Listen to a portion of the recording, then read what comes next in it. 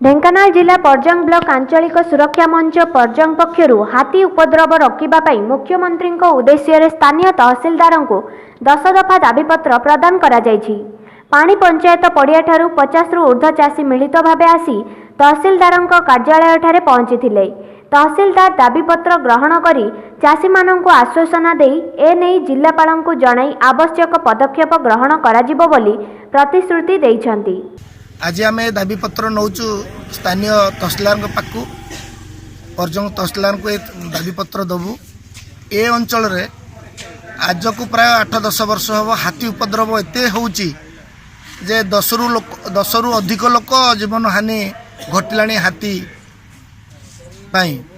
तेणुक चाष जमी तो कथा न कहवा भल आउ चाषी चाष करने को परजंग अंचल रे आग्रह प्रकाश करूना जद्वारा ए अंचल बहुत दुखरे आगामी दिन में कालातीपात कर।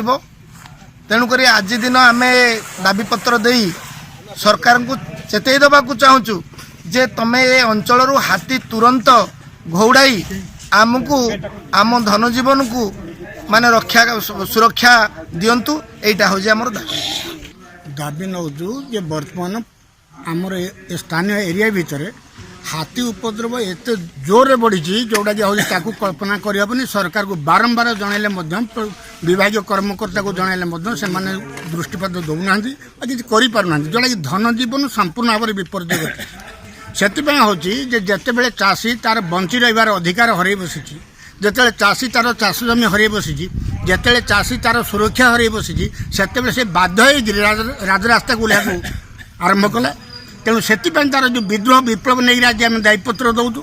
जदि सरकार यार कौन प्रकार व्यवस्था न कला तेणु से ए अंचल संपूर्ण चाषी आंदोलन इमती रूप नब जोटा कि परजंग हूँ जो विप्लव एरिया से विप्लव रूप नहीं तार नार्य अधिकार को सब्यस्त कर बंची रही चाषी चाषर अधिकार जमी सुरक्षा पाइपर से चेष्टा करने आम दाबी करूँ। ये दाबी बर्तमान दाबीपत्र दौचु तहसीलदार को मुख्यमंत्री निकट को पठाऊँ किंतु या संपूर्ण भाव हूँ प्रत्येक हजार हजार चाषी मान को लेकर जो विद्रोह विप्लव सृष्टि हम से सरकार दायी रही यार व्यवस्था न कला। Parjang Subrat Biswal report Asia news. नूतन ट्राफिक नियम